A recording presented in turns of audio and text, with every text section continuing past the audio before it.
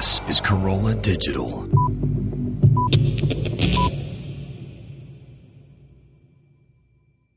This is We the People. What is wrong with our country? I don't want to believe what you believe, and you can't make me. I want to hear why it's bad to feel good. These two political gangs don't have your best interest in mind. Makes me proud to be an American. Makes me even smarter to be off the grid. Stay vigilant, people.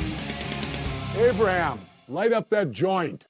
Welcome back, everyone, to We the People podcast. I'm your host, Jesse Ventura, and today we've got a great guest. Radio host Stephanie Miller is going to be on with us. We're going to be talking on all the latest headlines together, from ISIS to JFK's assassination to the closing of Gitmo to Obama's domestic and foreign policies. Basically, everything that's in the news, we're going to cover it. I interviewed Stephanie when I was guest hosted Larry King Live on CNN, and I've been on her radio show a few times. It's always a great conversation with her, so stick around for that. But first, my vigilant producer Alex Logan has some stories he wants to discuss with me. Alex, what do you got for today? All right, Governor. So former President George W. Bush had a lot to say about ISIS. In a recent interview with Fox News, Bush is quoted as saying, "The Iraqi people obviously are going to have to make a decision as to whether or not they want to live in peace. They're not ready to do it on their own, and that's the lesson we've learned recently." When he was asked whether he would have left a residual force, he simply responded, "Yeah." Thoughts on Bush's remarks? This is Bush this is the kid now, not the old man? Yes, this is Dubya. This is Dubya. This is the guy that took us to war, huh? Yep. And this is all he has to say about it. I would think that he would embrace what's happened over there, because after all, he didn't say nothing about Saddam Hussein at all, huh? And whether it was a good idea, that his idea was good to begin with, and that taking out Saddam led to all this. Well, you know what? How is it up to the people of Iraq? Weren't the people of Iraq living in relatively peace until the United States government, led by George Bush and Dick Cheney, lined up our military at their border, invaded them, overthrew their government, and established the government we wanted in there for them?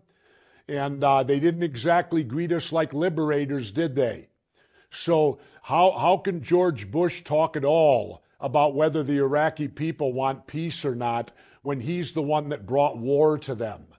You know, do you think they wanted to go to war with the United States of America? I don't think they did. I think that George Bush wanted to go to war against them, and he did. So I'm into this Bush comment now. How can the guy possibly make any statement about peace? How could peace at all come out of this guy's mouth when he changed America? He is the president that lined up our military at the border of another sovereign nation, invaded that country, overthrew its government, and occupied them. Something the United States, to my knowledge, had never done before. But George Bush did it. So who is he to talk about peace to anyone? Well, Bush isn't the only one speaking out against this. A lot of people are talking about ISIS, including former CIA Director and Defense Secretary Leon Panetta. Promoting a book, Panetta stated in an interview with USA Today that he's with Obama on his stance against ISIS and is glad that the president has gone to war with the terrorist group. "We're looking at a 30-year war," Panetta says. Panetta clarified that if ISIS establishes a base of operations, it's only a matter of time until they use it as a base to attack this country. Well, then, why don't we simply, Leon, wait until they establish the base and then blow up the whole base? Does that seem at all feasible to anybody out there? If they're such a threat to us, and they pose such a big threat as Leon said, I know Leon, you know, as Leon says they do, well, then let's wait till they build the base and they get all ready, and then we'll have something to hit. Seems logical to me. How about you? I just don't get this. We're looking at a 30-year war. What do we, you know, every year it gets longer and longer and longer. In essence, what Leon Panetta is telling the country of the United States is we're going to be at war for the rest of everybody's lives if we have our way about it. If we have Jesse Ventura's way, we will pull out of the Middle East, come home, and war will end. So there's your choices. Stay in the Middle East, stay at war, come home, and get out of war. It's pretty simple to me, really. Well, now there's some news in regards to Guantanamo Bay, Governor. A U.S. federal judge has ordered the release of videotapes that show the force feeding of an inmate on a hunger strike at the Guantanamo Bay detention facility. Judge Gladys Kessler of the Washington, D.C. district ordered the U.S. government to prepare public versions of 28 videos showing a Syrian detainee forcibly removed from his cell and fed through a tube inserted through his nose into his stomach. Kessler's ruling came after a coalition of media organizations applied for disclosure of unclassified versions of tapes that government never made available. Finally, a federal judge is for transparency. What do you make of this? Do you think we'll see any more rulings like this? Well, the first thing I'm trying to figure out is, wasn't Gitmo designed, didn't we get that after 9/11 and after the Iraq War, right? Or during the Iraq War? Right. Well, what's a Syrian doing in there? He must fall under that authorization for use of military force, where anyone that... Well, wait, I'm trying to figure out, where did we get him at? Was he in Iraq, fighting in Iraq, or was he in Afghanistan? Where the hell did this Syrian come from who's now getting force-fed down in Guantanamo? I think it's about time we find out who exactly is in Guantanamo. Yes, I think it's high time for some transparency down there. Who the hell's in there? I mean, am I out of line with that? Asking what's a Syrian doing in there? No, absolutely not. I don't think so. So, who else is in there? I mean, is there a Spaniard in there? Have we got a Chinese guy in there? Is there somebody from Argentina in there too? Who the hell's in Guantanamo? I can understand if they said an Iraqi or if they said an Afghani. Those are the two places we've been at war. To my knowledge, we haven't been at war in Syria. How would a Syrian get in Guantanamo? Well, let's turn to the topic of Ebola. This is the number one topic of conversation this week as big media has us worrying about the spread of the virus here at home now that a patient has been diagnosed in Dallas. NBC News is reporting that the Obama administration is talking about ramping up airport screenings of travelers who come home from Ebola-infected countries. According to the report, this possibly means adding CDC staffers at 4 different airports: JFK in New York, Newark in New Jersey, Chicago, and Washington, D.C. The screenings would involve questioning travelers about where they have been and taking their temperatures. The administration refuses to block flights from West Africa, partly because they screen travelers on their way out, and blocking flights would only worsen the problem by making countries poorer and discouraging aid workers from coming to help. Well, you know what? I don't think we're going far enough. I think we should start screening any flight that comes into the United States of America from anywhere in the world. How do you like that? Huh? Do you know why I say that, Alex? Why do you say that? Because I don't fly no more. I quit. Nah. So as long as they want to keep people at airports, tie them up all day long, test them, put them in lines, treat them like cattle, take their temperatures. What else can we do? Give them some vaccinations. Should be there with the flu virus too. Flu vaccinate everyone at the airport. I don't care because I choose not to go to airports anymore. I don't have to put up with none of this nonsense. And so, it's a lot worse than just Ebola at the airports, let me tell you that, having been to court over it. But, so I don't care what they do out there. How do you like that, Alex? Jesse don't care. Do anything they want at the airports. I won't be there. You won't be delaying me at all.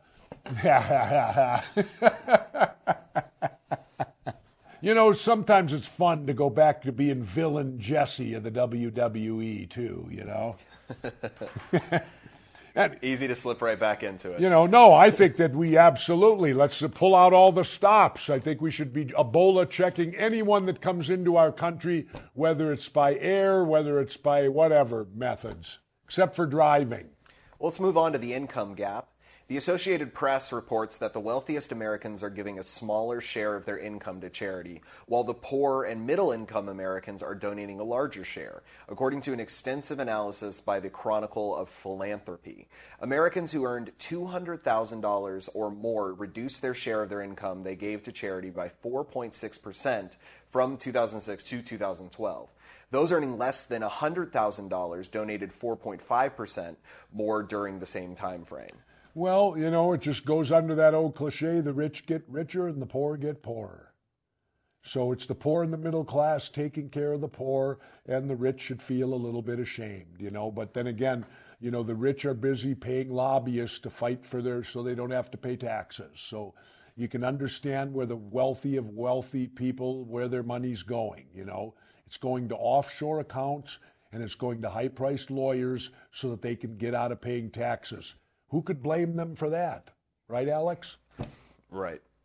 I'm being sarcastic, Alex, if you didn't get it. No, I did. Well, see, I have to do that because I was an elected government official, and if you don't explain you're being sarcastic, somebody won't get it. So bear with me on that. Here's a good one. Dennis Rodman is going to bring WWE-style wrestling to North Korea. That's right, the former basketball star spoke of his role as unofficial ambassador to North Korea to TMZ Sports and opened up about his plans, telling them that Kim Jong-un expressed interest in having some wrestling action in his part of the world, and Dennis is more than happy to bring it over. WWE in North Korea, what do you make of it, Governor? Why not? I hold nothing against Dennis Rodman. Dennis Rodman goes out there and he does stuff, and what he's doing, is he making the world a worse place? No. If Dennis Rodman brings wrestling to North Korea and the North Koreans get entertained for a night or two, what the hell's wrong with that? I give Dennis Rodman a pat on the back. If he can pull it off, more power to Dennis Rodman. Let me give you a little quote, though. When Dennis Rodman was at his peak, arguably one of the greatest rebounders in basketball, a real tough guy on the boards, played with the great Scottie Pippen and Michael Jordan at Chicago, won all the rings, so you can't take from that Rodman can't play the game. He can and did very well. He also got into wrestling, and he did a match. And I remember I went in the locker room after he had done that, and I was talking to him, and I said, "So Dennis," I said, "how did you like getting into my sport for a night?" You know what Dennis Rodman told me? He said, "Oh, my God." Now, this is a guy that plays a full basketball schedule and bangs bodies with the best in the NBA. Rodman looked at me and said, after I got done that night, he said I could barely walk the next day. I was so stiff and sore from doing it. I looked at Dennis and said, "Dennis, I wrestled one time 63 consecutive nights in a row." Dennis Rodman looked at me in just amazement and said, "There's no way I could do that. No way." So, when everyone laughs, but Dennis Rodman has great respect for pro wrestling and what they do. And I don't think Dennis is taking this as a joke. I really believe Dennis is serious about it. Having been in wrestling, he knows what great entertainment it is. And what the heck, if he creates a relationship with North Korea, isn't somebody talking to them better than nobody talking to them? Even if it's Rodman? Well, Dennis, your heart's in the right place. Good luck to you from Jesse Ventura. Well, that's all the news I have for this week. Very good. Some good news. Let me ask you, how do you feel about Rodman bringing wrestling to North Korea? Who cares? Well, I think they'd have the best villains for the wrestling matches, right? Yeah, just bring in a bunch of guys dressed like our politicians and have more masks. They definitely. Well, always remember this: when United States wrestlers used to wrestle in Japan, which we did many, many years, all the United States wrestlers were always villains in Japan. They could be the biggest hero here in the United States, but in Japan they were villains. Oh, yeah, always that way. Anyway, you got some Jesse correspondence to go to? Yeah, we have some Ask Jesse questions from your Vigilant listeners. Let's go right to Geraldine Lopez in Illinois. She has this question for you. What do you think our government should do to stop terrorism? Get out of the Middle East. Withdraw, get out of the Middle East, come home, shut down our embassies, and leave the Middle East to the Middle East, and that will help stop terrorism in the United States of America. All right. Similarly, Ken Lemoyne in Wisconsin wanted to know if you would end these wars if you were to be president. Absolutely, I would end them, and I would bring our young men and women home, and we would defend our country and our country alone. We would not be the policemen of the world if Jesse Ventura were president. All right, Eric Treptow in Sydney, Australia asks this in regards to your Uncover 9/11 week on Off the Grid. Is it possible that no fighters were deployed to intercept Flight 77 as it approached the Pentagon because there was no plane in Washington to intercept it in the first place?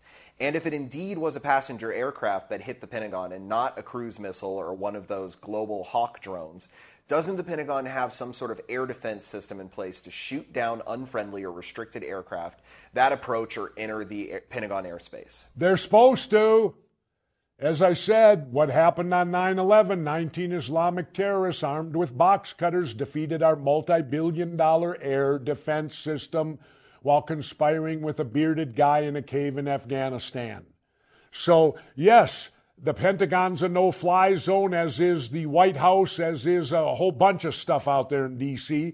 They should have been shot out of the air. Why they weren't still remains a major question, doesn't it? The 9/11 Commission never gave us an answer to that, did they? No, they did not. So the conspiracy and the mystique lives on forever. But no, he's exactly correct on that. Why wasn't it shot down? You know, whatever it was. It's supposed to be a no-fly zone. But then again, let's remember, a guy just ran up and got into the White House by foot. So nothing's improved. I mean, you can fly a plane into the Pentagon and you can run into the White House. But I think we need to put walls at our southern borders. I'm being sarcastic again. Stop me. Anyway, continue on. All right. Well, Michael Gilmore in Massachusetts asked this. Jesse, what's your take on the current Ebola situation? I remember from one of your shows you uncovered a vast collection of fiberglass coffins at a FEMA site. You think they have been preparing for such an outbreak? If so, why are we allowing sick people to travel here? And how long will it be before ISIS sends a sick traveler here to spread the disease? Well, boy, I mean, they got everybody in the world believing that ISIS is there. You're going to get killed, as Bill Maher said, by Monsanto long before you die from ISIS. Monsanto will kill you before ISIS will. But anyway, the FEMA stuff, no, those are coffins that they just have on hand, I guess, in case there's a catastrophic disaster of whatever sort that could take place, whether it be something from a disease or from a nuclear war or what have you. They're just on standby and they're there in the waiting. So it kind of makes you feel good all over, doesn't it? Who was that? Michael from Massachusetts. Kind of gives you a warm feeling all over, doesn't it, to know that your government is fully prepared if there are mass deaths. We're in a position and we're ready to handle them and take care of them. And why should any of us care as long as we're not part of the mass death that takes place? I don't know, But we did find all those caskets. They were down in Georgia, which was the place where we found them. So whatever they got waiting for us, though, is still there awaiting. Anyway, continue on. Day from Above Top Secret commented on your recent show about climate change. They stated, "We need climate change challengers in there to balance out all the pro-climate change people that would love to tax us to death with carbon credits and other taxes that will do nothing but line their pockets. The fact that neither side is being completely honest about the facts at hand and both have an agenda needs to be sorted out before one side or the other gains complete control." And he might be right. Who knows? You don't want to go crazy one way or the other. But I think the bottom line is this. Carbon tax, no carbon tax, all that stuff. Pollution's bad. Ends right there. The less we pollute, the better it is for everyone. So we as a society need to strive to pollute less. Whether it's the water, the air, the ground, whatever it is, pollution is no good. And we need to work toward that end. And, however we achieve it, good. But we do need to achieve it one way or the other. Go ahead. Hamlick on Above Top Secret had this to say about climate change denial. "I love labels. Anyone who doesn't toe the line that says climate change is man-caused and we can stop it is a climate denier. Really? After all the lays and fudged data from the climate change camp, I am skeptical of any claims and don't believe science really understands what is happening. Pollute less? Great idea. Destroy our economies by reverting to no use of fossil fuels? I'll take one from column B, please." Well, that might be, but we need to find ulterior fuels, because fossil fuels do pollute. And, the more energy we can get from the sun and the more things that pollute less in providing that energy is a good idea. Do both sides commit fraudulent things? Certainly, they probably do. They probably all trump their side to try to make the argument. But the bottom argument is, as I said the answer before, pollution's bad. And the less we pollute, the better it is.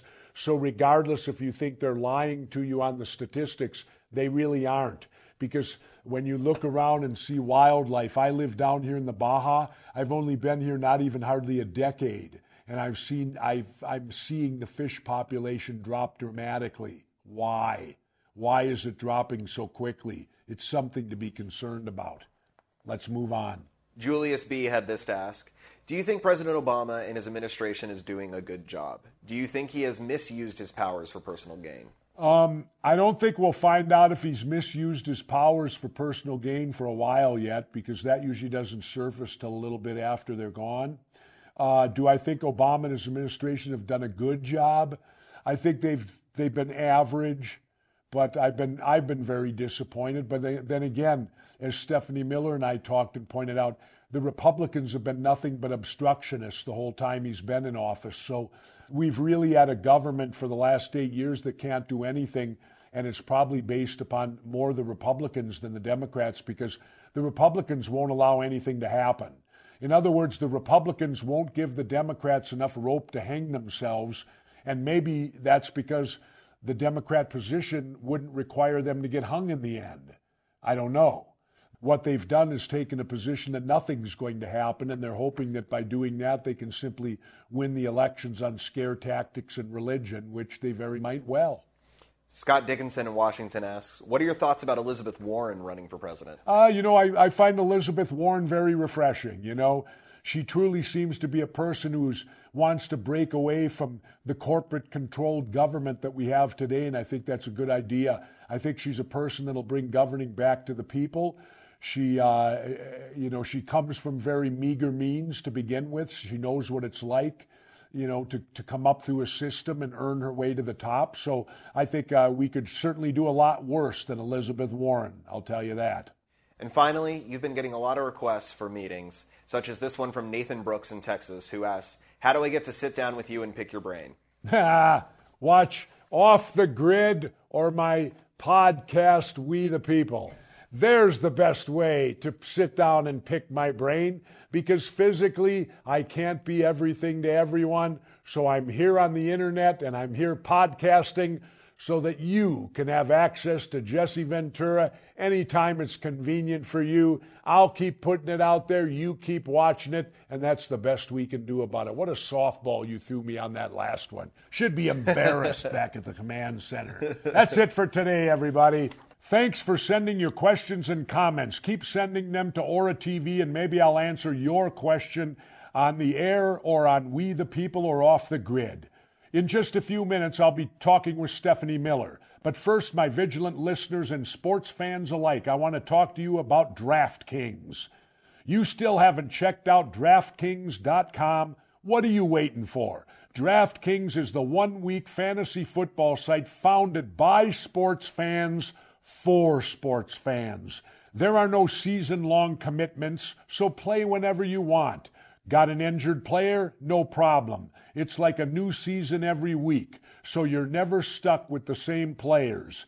Just pick 9 starters, stay under the salary cap, and you could be on your way to instant cash. Hurry and get a free entry into $100,000 fantasy football contest this weekend. First place takes home $10,000. Head to DraftKings.com now and enter the code BODY to play for free.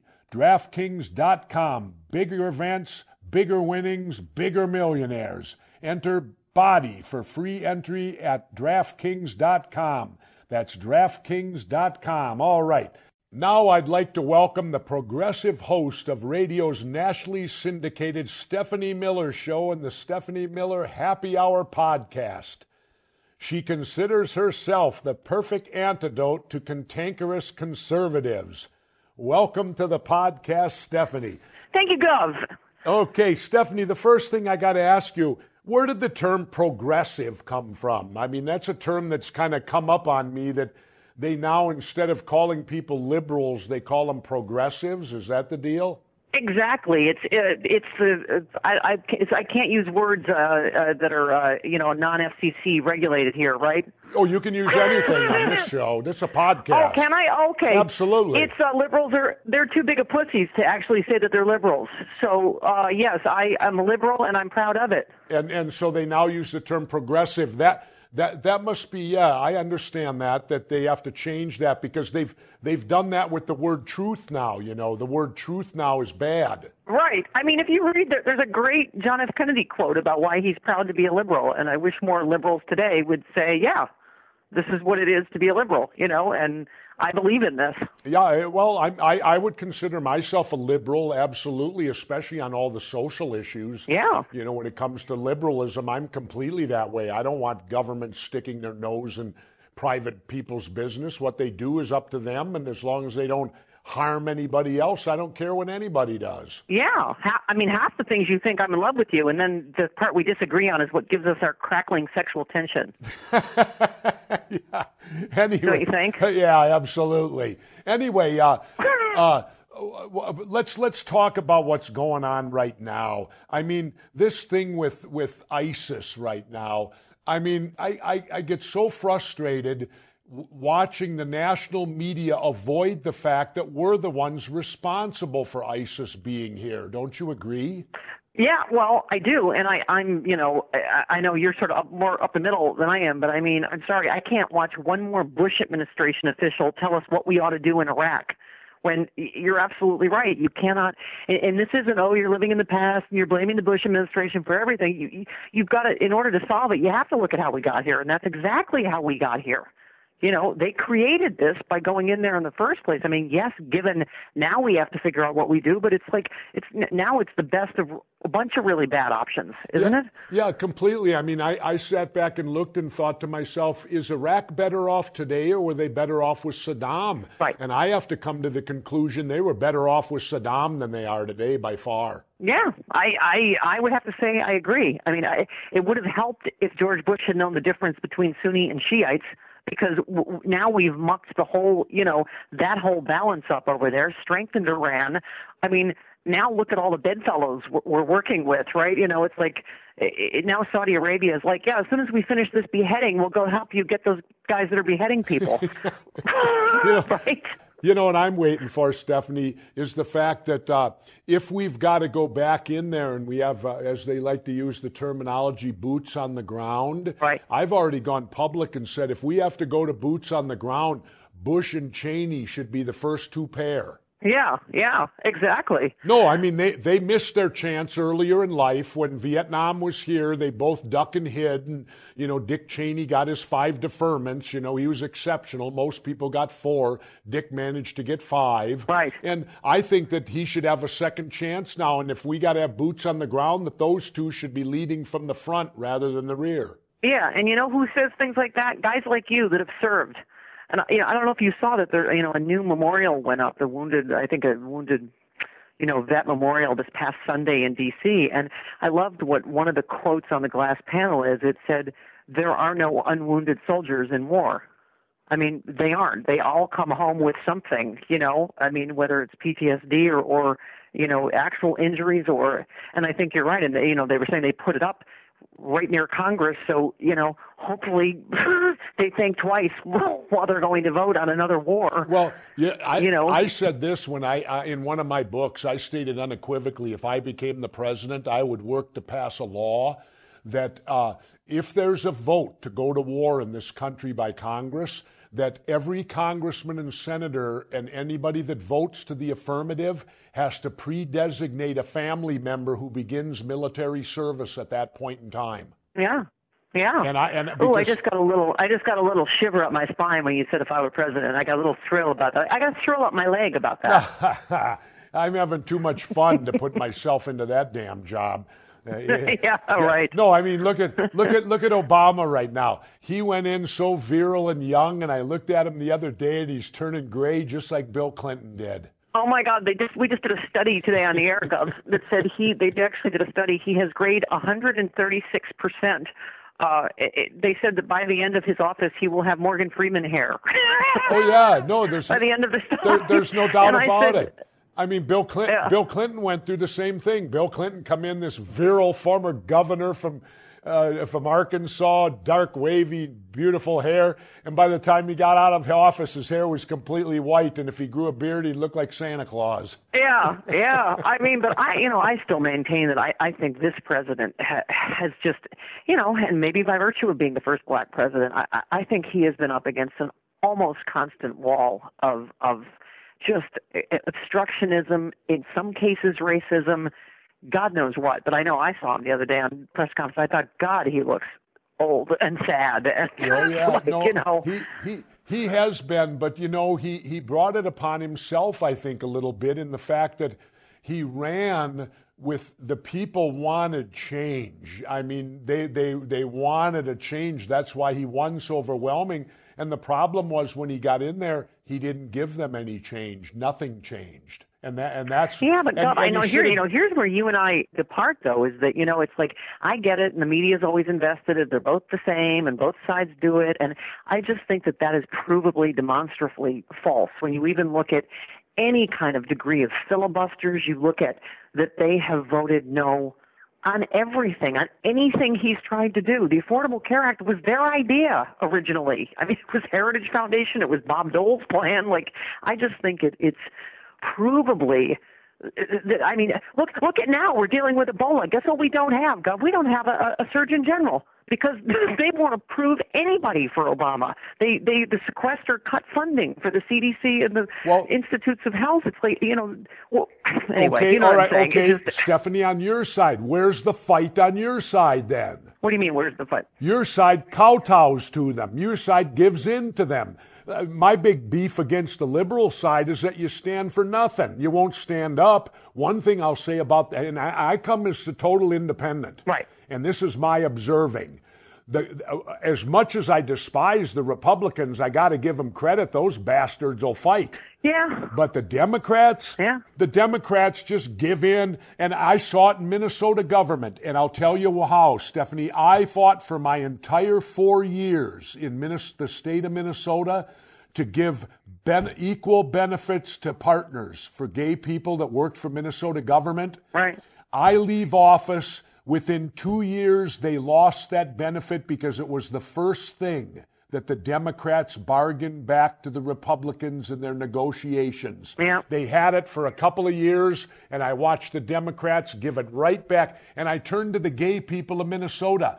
I said, why do you continue to support the Democrats? You're the first ones they sell down the road to the Republicans. You're nothing but pawns to them.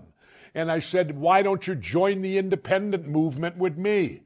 And I'm so frustrated because the gays and that's continue to support the Democrats. The Democrats won't stand up for nothing. Well, Gov, trust me, I hear you on one level. On the other level, I get it when people on our side get impatient with President Obama. The fact is, though, we have accomplished more on gay rights under this president than we have under every previous presidency. The fact is the Democrats are 1,000% more supportive than Republicans. And we're just talking about this one issue. And I get what you're saying. Look, I wanted a public option. I get it. They puss out, they water things down.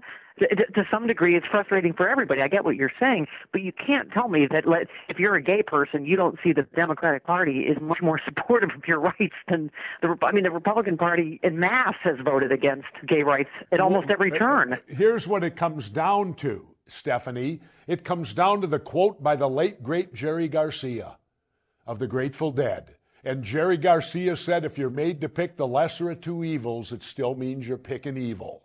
That's my point. Yeah. I'm still stuck with evil. It may be the lesser of two evil, but it's still evil. Well, I'll give you on Obama. Here's the thing that pissed me off on Obama the most. Mm-hmm. The fact he would not prosecute the torture and the fact that he would not close Gitmo. Gitmo's still open and the wars are still going on. And that's where I think he's failed me. Okay, but Gov, who blocked that? Republicans, yeah, and you're right, and a few Democrats pushed out again. You're right, but largely Republicans blocked closing Gitmo. I think he tried. I'm just saying, I get what you're saying. And by the way, it's why most people are sick of politics you are. Wait a minute. I'm not buying that. If he wanted Gitmo closed, it would have been closed. How could he do that without Congress?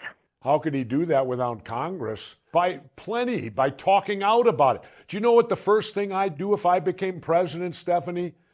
I would close. Don't get me all excited again. Wait a minute. What? I would close Gitmo and I'd take it a step farther. I'd give it back to Fidel. I mean, why do we have a base in Cuba?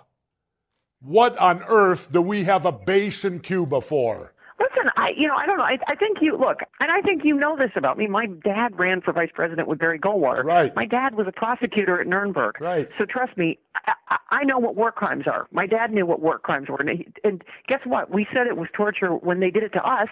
And so I agree with you that, but I also think this is so far from my dad and Goldwater's Republican Party. I mean, I agree. These guys. Well, Stephanie, you'll love this. I was called. Who was it called me a Barry Goldwater Republican? John Dean.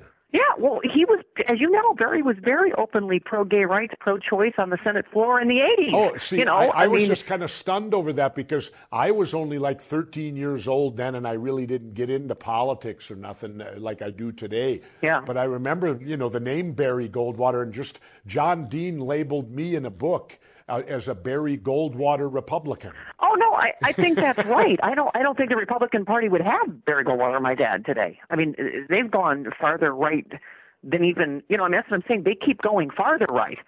Reagan couldn't get in the Republican Party today. Well, In fact, you're correct on that because I had former Governor Anderson, Republican governor of Minnesota. He died a couple years ago, but I used to go sit and talk with him when he was old, when I was governor. And I spent a few days with him. And he told me the Republican Party of today is not his Republican Party at all. He said we were very progressive. Yeah. The Republican Party of my day. In fact, he gave me my quote on abortion. Right. And I still use it to this day. Here was from a Republican governor told me this about abortion. He said abortion is religion's failure to persuade, so now they want to legislate. Yeah. No, I mean, as I say, Barry Goldwater was very openly pro-choice. You remember his famous line about gays in the military, you don't have to be straight, you just have to shoot straight. Oh, yeah. That was in the 80s. Yeah. I mean, they're still having an argument about gay rights in the Republican Party today, and look at the rulings yesterday. Like, they're just going to be in the dustbin of history at some point. I mean, they're still arguing, John Boehner just went to support, fundraise for a gay Republican candidate, and he took all this crap from, all the usual suspects in the Republican Party, all the, family organizations and whatever. Do you know what I think it is, Stephanie? What's that? I think it's the white people are scared that they're going to become a minority. Well, they are. So, No, and I mean, their fear. There's a fear factor out there. And I don't have to embrace that because I live down here in Mexico where I'm a minority. I don't even know the language, And I wish that every white person in the United States could just experience being a minority for a few months. Right. That's all it would take. Just go out and experience being a minority for just a couple months of your life. And I'm telling you, it opens up your mind so much. It's like freedom arrives. All of a sudden you become free. Free yourself up. Yeah, and I was saying, today, Gov, on the air, that, even Ebola, I knew it like clockwork. You were going to have this xenophobic knee-jerking from Republicans. You got to ban all flights. You got to shut down the border. It's like, boo, brown people with diseases. It's part of their sort of worldview, Yeah. Well, you know what I got a kick out of? The thing where they say ISIS is going to come up through Mexico, right, with the Mexicans? Right. Well, excuse me. Didn't the 9/11 guys allegedly come down from Canada? Right. How can they then, we're going to shore up Mexico, but we're not going to shore up Canada? Right, and I love the practicability of that someone that is already sick with Ebola is going to travel to Mexico and then come across. I think they were saying that with the border kids, I'm like, it's getting a little implausible here, both scientifically, I'll tell you, Stephanie, I travel back and forth by car because I refuse to fly. I have metal in my body, and I'm tired of being treated like a criminal at airports, so I stopped flying. Right, I remember. Yeah, no, I still haven't flown, but when I cross the border, every year I do it, it's comical because I'll go into Mexico, right? It's two separate spots, but when I go into Mexico, I've actually had it where nobody's there. I've actually stopped my car, I've rolled my windows down, and I've looked around. I go, doesn't anyone at least say Buenos Dias and hand you a piece of paper? Something? Then, wait, it's better. One time I crossed, and the immigration was right there early in the morning, so I pull into immigration, and the guy's unlocking it. I said, Senor, I said, I need my papers. You know what he says to me? He waves me off. He goes, get him an ensenada. You know, he hadn't had breakfast yet. He didn't want to deal with my papers, so I didn't get him at all. Yeah. Because I now, when I'm in Mexico, I call myself a guap. Do you know what a guap is? No, what is a guap? Okay, do you remember what the term WOP, W-O-P? Right. Okay, that was when Italian Americans had come to Ellis Island. Many of them came undocumented, so they would put a label on their front that said WOP, which meant without papers. Right. So that's where the term WOP came from, and then it kind of... Oh, I didn't know that. Oh, yeah. Okay. That's how the name became known as Italians were called WOPs, right, because it stemmed from without papers when they came to Ellis Island many, 100 years ago. I get it. A governor without papers? No, you're close. You're close. I'm a gringo without papers. Okay. So I'm a guap. Either way. Yeah, I'm a guap. I'm a gringo without papers. No, but then, Stephanie, turn it around now. When I come home to my country, the United States, you should see it. Right. 7 lanes of traffic. It takes 3 hours, and I watch the thermostat on my pickup truck. I have one on my rearview mirror. It'll go from 99 degrees in the hot desert of May. It'll go up to 116 while I'm waiting in line. Wow. So there's there's global warming. Wait, there's global warming right in front of you. There you go. Car engines sitting at a border, doing nothing but running and raising the temperature nearly 20 degrees. Right. Isn't that the I was definition? thinking unless there's someone at the border that recognizes you and was a wrestling fan. Then they're like, oh, Jesse Ventura, come on right in. Is Roddy Piper with you? Are you kidding? Come on in. I get the opposite. I get recognized there. They went through my vehicle. You know what they you're going to love this. Do you know what they confiscated from me at the border? And they knew I was Governor Ventura. They knew everything. What do you think they took from me and would not let me have back? One can only imagine. A wrestling thong? Nope. I don't know. Nope. What? My dog's dog food. That's just weird. They took my dog's dog food, confiscated it at the border, and would not, because it wasn't in its original container. Oh, my God. Dog food. Dog food. This is what you're paying for on Homeland Security. Here's your Homeland Security at its finest. You know what I do? Stephanie, I don't carry nothing when I cross the border, right? Mm-hmm. And so, you know what I do with them at the border now? What? I give them nothing but Cheech and Chong. Oh, yeah. As soon as I pull up, I already know the questions. You know what the first question you're going to get when you come back in the United States? Here's the first question you get at the border. Clockwork. How long have you been in Mexico? Like, what the hell difference does that make? Right. You know, how long? Well, that's what how long have you been in Mexico? So you know how I answer now? How? I look at the guy, I go, a week, a day. Oh, I'm sorry, a weekday. I give it to him right. Remember Cheech and Chong, because Chong answers a week. Yeah. Cheech says a day. Now they're caught, so they have to come up with an answer. They were there a weekday. In other words, Monday through Friday. I was there one day, Monday through Friday, a weekday. Then they'll say to you, can I see your license? And I'll look around my truck, and then I'll look to the back, and I'll look at the guy and go, well, ain't it on the back? Are they aficionados of the humor at the border? I'm guessing not. The last guy I had was. The last guy had started laughing, and he says, I don't really need Cheech and Chong, He had a sense of humor. That's hilarious. But then you know what I also say to him? You know what they now have, too? After you cross the border, an hour after you cross the border, they now have immigration stops. Oh, yeah. Where you have to wait another 2 hours on the freeway to prove you're not an undocumented person. You know what I do at those now? What? When I pulled up to the first one, I wouldn't even roll my window down. I made the guy come over and knock on my window. When I rolled it down, before he could say a word, I looked at him and said, I ain't showing you shit. That's exactly what I said to him. You know what he did? He said, what? He said, go ahead, sir. Wow. And then I look at them and I tell them all, I go, you're violating the Constitution, don't you? I said, because the Do you think that works for people that aren't 6'5" and were Navy SEALs and professional wrestlers? That has nothing to do with it, because one of these times I get a great suntan, I'm going to get a tan, I'm going to put on a black wig and a pair of shades, and when I come up there and the guy rolls the window down, I'm going to go, no English, and see if he tells me to pull over or not. And then if he does, I'm going to pull the wig off and say, you're racially profiling. That's against the law. I had no idea that you were doing comedy sketches at the Mexican border. Stephanie, I'm what's... You need to take a film crew. No, I do, but I'm what's called the vigilant citizen. I hold their feet to the fire. Right. When they're doing something unconstitutional, I let them know about it. Good for you. I tell them, this is unconstitutional. Why are you doing this? You know, you're collecting you're collecting a paycheck and you're violating the Constitution. Yeah. Well, good for you. Good for you. Well, I just want to see you in a wig. That's all. It gets me in trouble. But it's my life's calling. If I send you a wig for like Link from Mod Squad, will you wear that? A fro? You remember the old '70s show Mod Squad? Yeah, a fro. I don't think a fro would work. The big afro? I don't think a fro would work on me. I think it'd have to be long and straight because my hair is kind of long and straight, what I used to have of it, and so I'm more that way. By the way, you know what I'd like to do? Can you get in touch with Carlos Santana? I don't know him, but sure. Well, the reason I would like to lead a fundraiser for the people of the Baja. They've been devastated by these hurricanes, the one that hit, and there's another one that possibly could.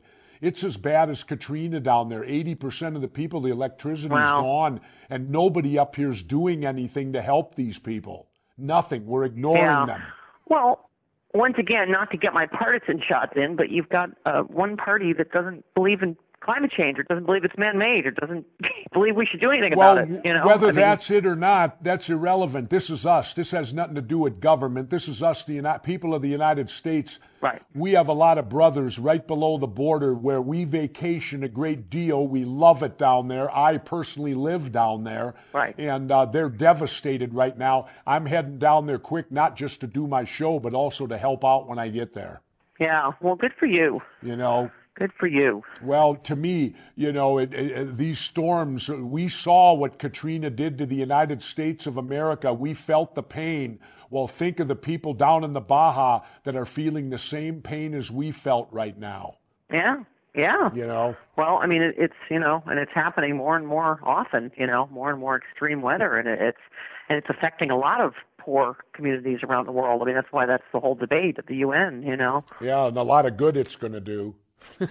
Yeah, I'm moving to Mexico with you. Well, I'll tell you what. I think here's where I call me progressive or whatever you want, but I think that we need to pass a federal law that any new house being built in this country be equipped with solar. Yeah.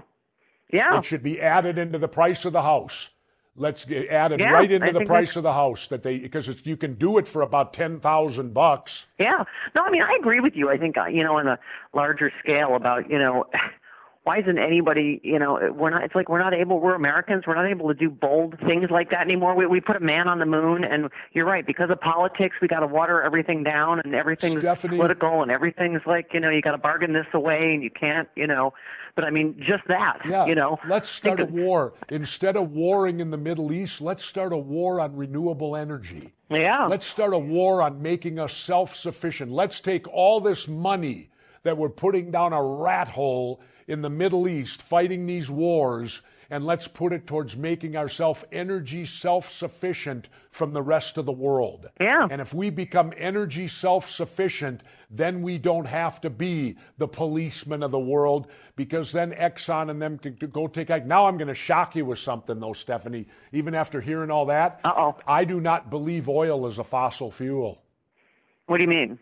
I don't believe it comes from vegetation and dinosaurs like they tell us. I think it's a big payoff thing.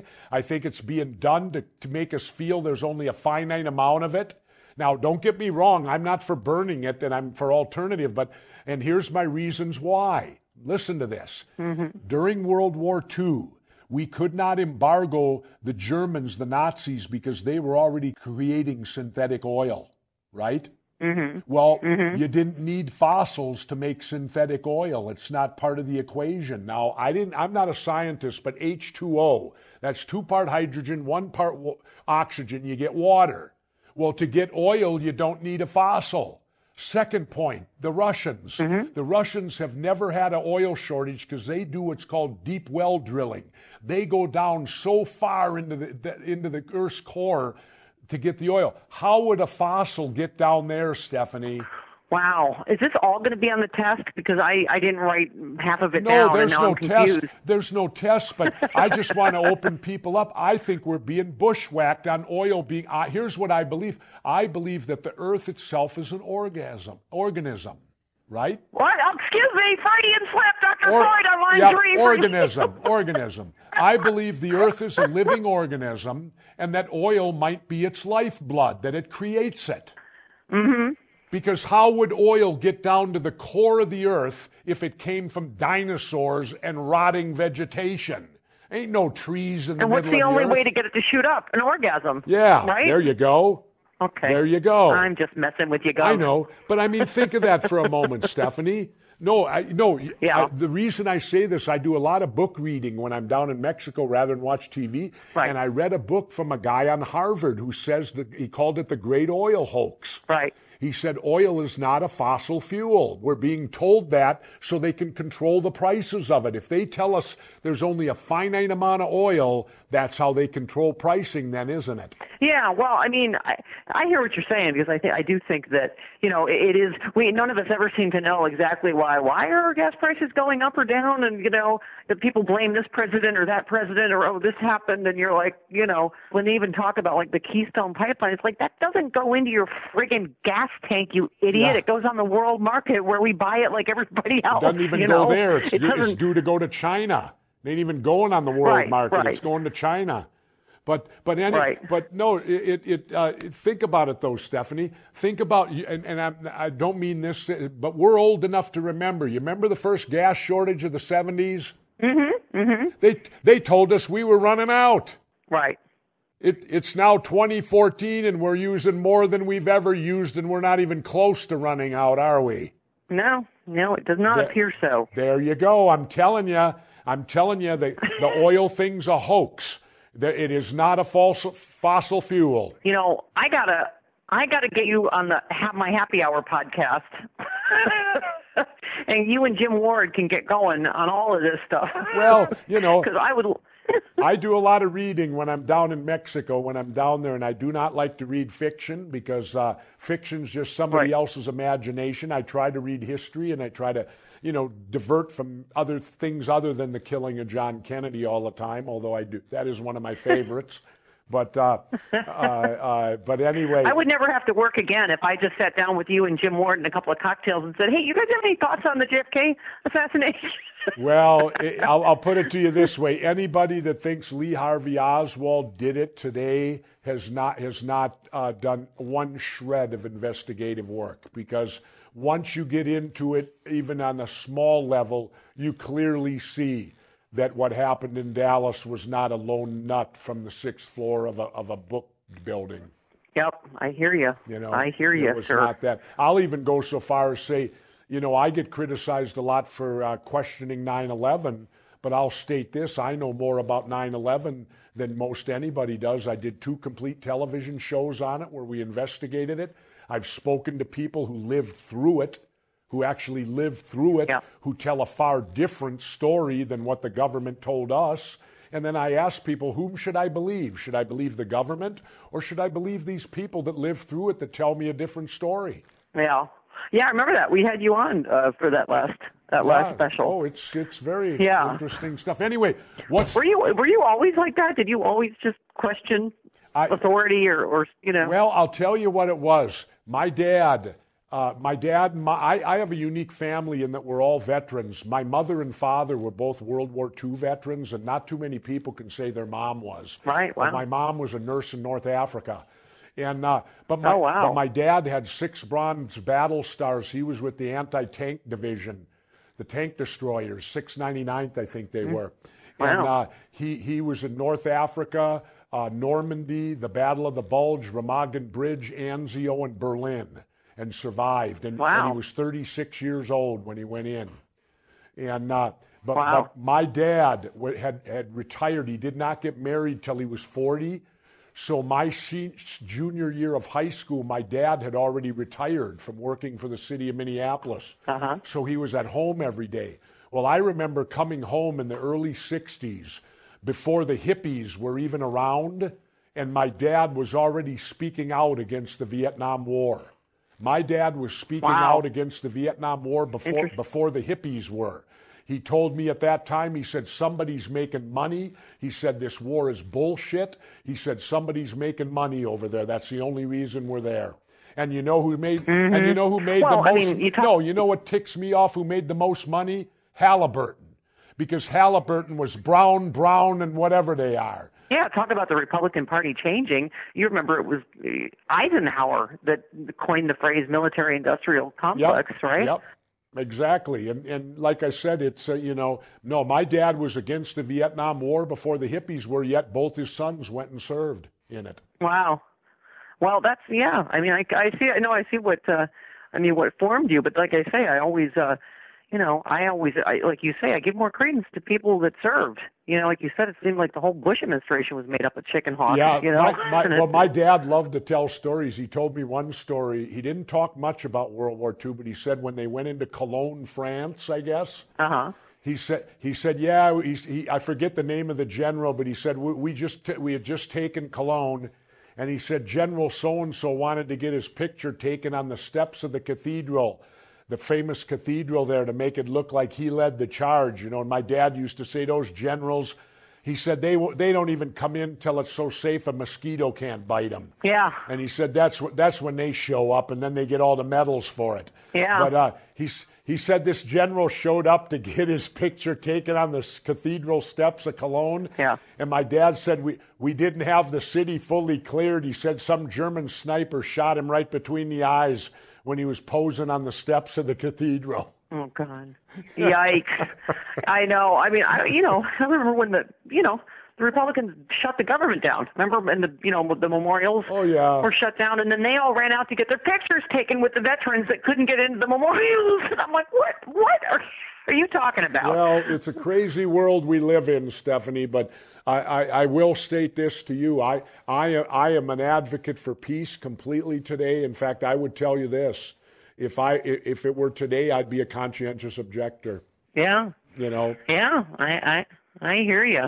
You're a peacemonger. Well, anyway, we got some fun stuff to do now. Here we go. Are you going to play along on my podcast? There's two things you got to play along with. Here we go now. Okay. The first one is just for you. And then the second one is for all my guests that you'll participate. But this one's just for you. All right, Stephanie, I'm going to give you some news. And I want you to tell me from the news how Fox News would report it and how MSNBC would spin it. This is called Guess the Headline with Stephanie Miller. Okay? All right. Here's the first news story. Hillary Clinton says military action against Islamic State militants in Iraq and Syria is essential. Okay. What's the Fox News headline going to be? Yeah, what would Fox News say about that? You forgot to send a team of writers here to help me with this. Let's see. Well, you don't have to be serious. Have fun with it. Have fun with it. Let's see. Bill Clinton's wife, Bill Clinton, who got a blowjob once his wife said something about the Middle East. There you go. All right. Now, what would be MSNBC's headline with Hillary Clinton?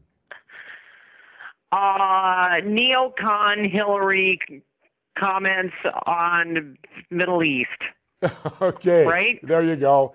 All right. The next news story. Spain says a Madrid hospital nurse has tested positive for Ebola after treating an African patient. Now, what would Fox News' headline be on that one, Stephanie?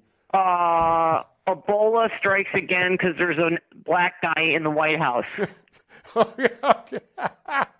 Very good. All right. What would MSNBC's headline be on that one? Oh, God. This is hard. I'm too partisan for this. Let's see. Well, then give us a partisan one. Give me a phony partisan one. It's wait, what is it again? Spain, the nurse in Spain has Ebola. Spain says Madrid hospital nurses tested positive for Ebola after treating African patient. Oh, God.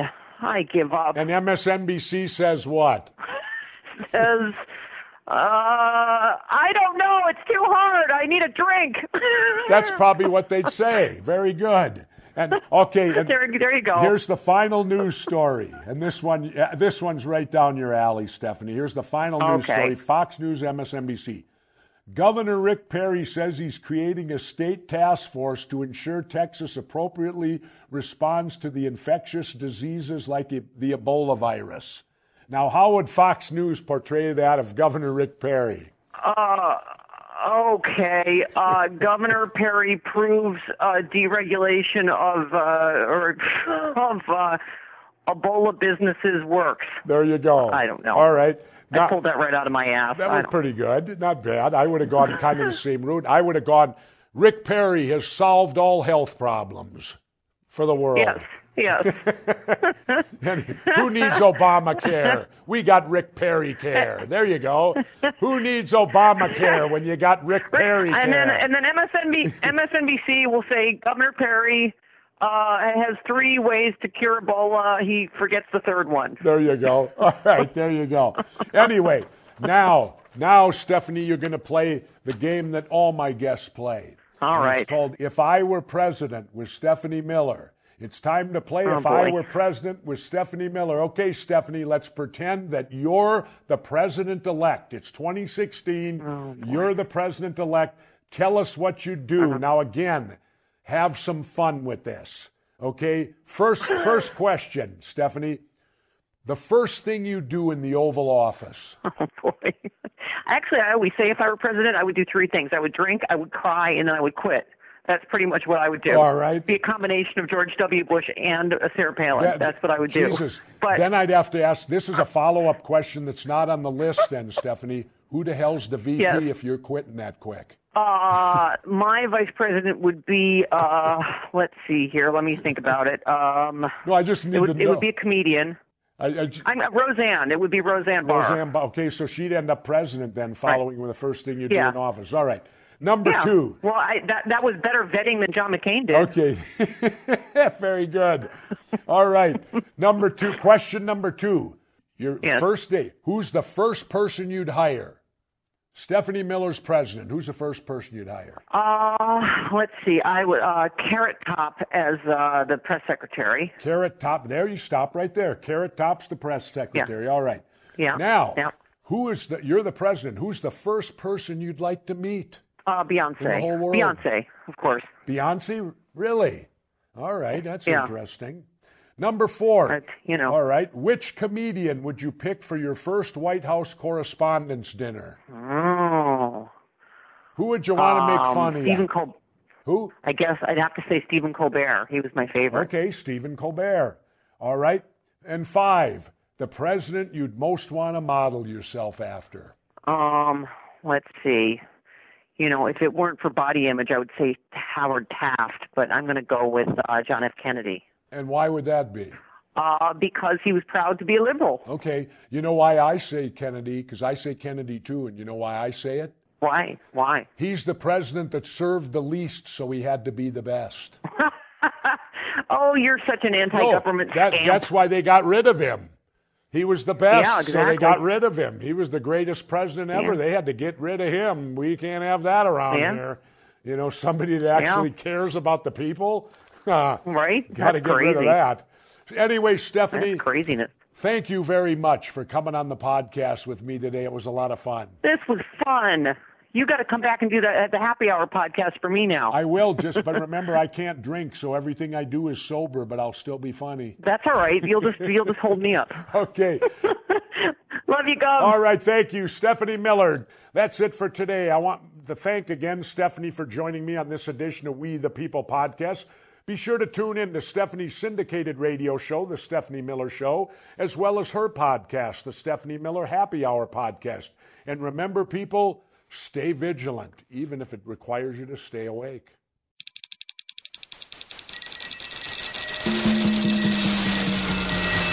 This is Corolla Digital.